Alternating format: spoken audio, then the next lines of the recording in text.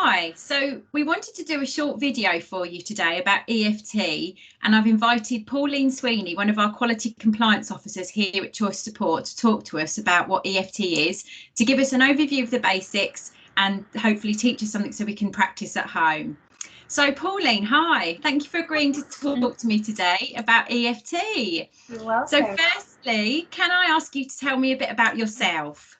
Yeah, so I've been working in like the social care sector for about 17 years, and then alongside that for about 13 years I've been working sort of holistically in the holistic world, doing all kinds of therapies, so qualified as like a psychotherapist, hypnotherapist, do dabble in energy work and sound healing, things like that, all things that help with your well-being. So yeah, and I just love combining like lots of different styles of therapy, because I guess it's like we're all different, so it's about dipping in the toolbox, and you know, you need a different tool for each job, and it's the same with our emotions. We might need something different to help us shift a different emotion. So, yeah. Oh wow, thank you. So what is EFT? So EFT is also known as emotional freedom technique, or some people call it tap-in, because you're literally tapping on parts of your body. So it's founded by a guy called Gary Craig, who used to work for somebody who founded the thought field therapy. But that therapy is quite structured, and the sentences and phrases that you use are very structured. So I think with EFT, it has a lot of roots in that thought field therapy, but actually it kind of simplifies the process, and it also allows you to work intuitively, which is great because we have everything we need inside. So basically what you do is you tap on pressure points. So it's almost linked to Chinese medicine in that sense, that, you know, if you think like acupuncture, we're tapping on pressure points in the body, and that's connected to our energy lines or our meridian lines. And so if we have like a thought process that is disturbing our energy field, so it might be a really difficult thought that we're going through, or a difficult feeling and emotion that's attached to that, it gets stuck in the energy field, and that causes us problems, and emotionally and physically eventually. So really with the process of EFT, we're flushing that through that energy field. And wow. Yeah, does that sound good? And like it will help us kind of feel better. Okay, so what can we use EFT for? Like practically anything. I think that's like what makes it so good. It's such a gentle practice. Although we can be dealing with some really deep thoughts and emotions, it kind of relaxes us at the same time, so we're more able to kind of cope whilst we're working through them. So used for like addiction, depression, anxiety, can be used for PTSD, all kinds of things. So I guess with PTSD, it's kind of about, it calms you, so you're not feeling so defensive or so worried or scared. So yeah, like anything you can think of, really, anything that involves emotion, which is practically everything, isn't it? I mean, obviously at the moment we're in the midst of a global pandemic still. And lots of us are kind of experiencing perhaps different mental health than perhaps we usually would. So is EFT good for helping with anxiety around, you know, generalized things? Yeah, I mean, it's fantastic, because like really we're all going through like prolonged trauma, if you think about it. It's like, you know, the sense of grief and loss and change, it's that cycle that's being repeated because it's not ending right now. We're not finding a resolution. So you know, we might start to get a bit of hope, and then that's kind of taken away. So I think like just before Christmas, when we went to Tier 4, was a big one for me. Like I was ready to go and visit my family, and I was very excited about that one day I could go and spend with them, or and then it was like just the day before I was about to travel, and it was like, can't do that anymore. And that we deal with it, but emotionally it really does impact us. So yes, it can help. Is EFT something that we can learn to do ourselves, or do you have to have specific training in the technique? So, I mean, to teach EFT to other people, you need to be qualified to do that. But then once you've learned how to do EFT and the process of EFT, then it's yours. You know, you can really make it your own. So there's nothing to stop you then from taking the recipe and tweaking it for yourself, you know, and making it work for you. Mm. So, okay, then how would we get started with it? How can you suggest that we could make a start on EFT for ourselves? It's literally just doing it. It's just learning the basic recipe, really. So we could do a bit now if you want to. Yeah, that sounds great. Okay, so the idea of it is that we start with some setup statements, and the setup statements just help us to identify the feeling, and then we will use like a compassionate statement. So it might be something like, even though I feel stressed, I am lovable anyway. And it's as simple as that, but what it's doing is it's building compassion for ourselves, and it's making us realize that actually, do you know, it's okay, I'm only human and I'm still lovable even when I'm stressed. You know, it doesn't make me less than, or, you know, a bad person. And that kind of goes into your energy field and helps you to reprogram that feeling. So kind of working with the subconscious mind as well. Yeah, definitely. Yeah. And it's like, so, you know, we're so good at hiding that stuff and keeping it locked down, and it doesn't really do us any good because it can't stay in the body. So, and when we're anxious as well, you know, our kind of anxiety can manifest itself in all sorts of physical problems, can't it? So it's really quite important that we've got all the tools in our toolbox, and if this is a tool that some people find useful, then great, go for it. That's it, totally. And you know, it doesn't have to be.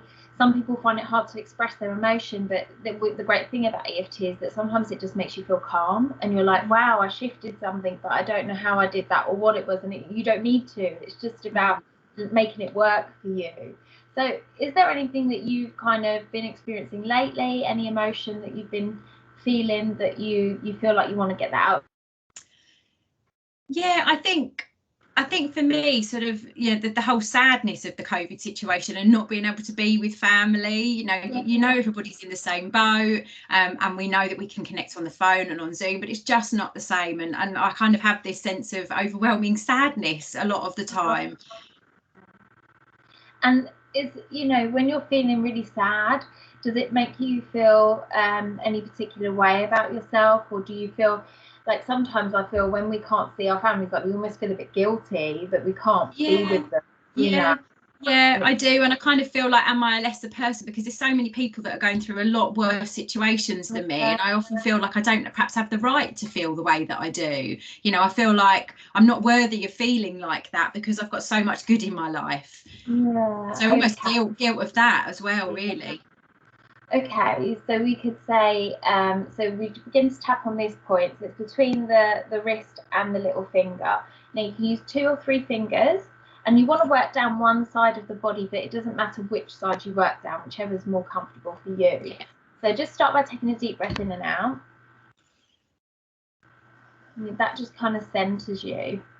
And then you want to tap on this part here, and just keep tapping. You're going to repeat after me, okay? So even though I'm filled with all this sadness, and I feel guilty for feeling sad, because I feel that I have more than others, but I also know I'm a human being, and I have a right to feel, my body needs to do that to process. So it's okay for me to let myself feel sad, whenever I need to. Take a deep breath in and out.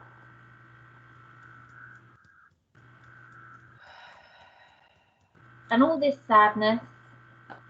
sadness has been bubbling away for such a long time now. When I push it down, it doesn't really work. Doesn't go anywhere. So how is that helping me? So I choose now.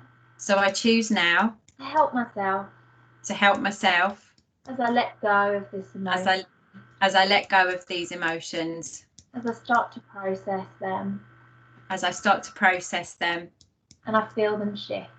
And I feel them shift. Deep breath in and out. And we're going to do one more statement there. So even though I feel really, really sad sometimes. I feel really, really sad sometimes.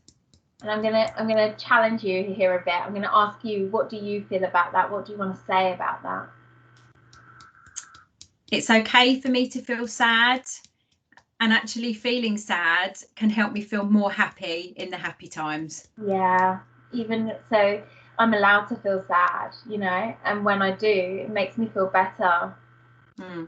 It's okay. It's okay to feel sad. Deep breath in and out.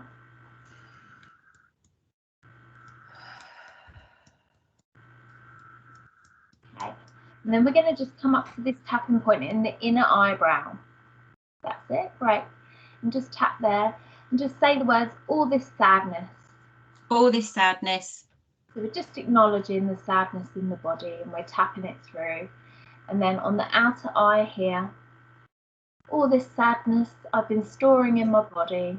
All this sadness I've been storing in my body.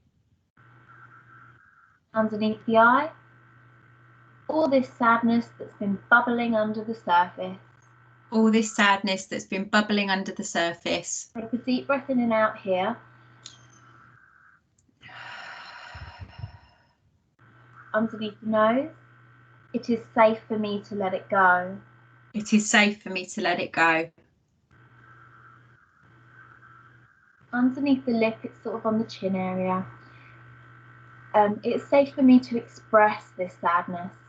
It's safe for me to express this sadness. In ways that feel right for me. In ways that feel right for me. And then on the collarbones, quite low down, as I express my sadness.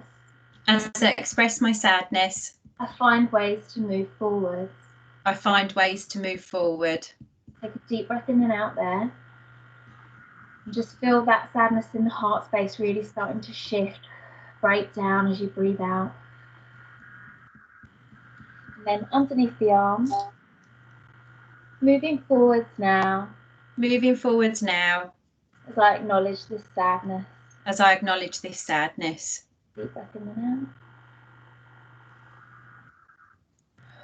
On the top of the head, and you can kind of go around a little circle on the top of the crown, and you just want to say something like, changing my perspective. Changing my perspective. As I acknowledge this sadness. As I acknowledge this sadness. And I want you just to take 3 deep breaths in and out for me.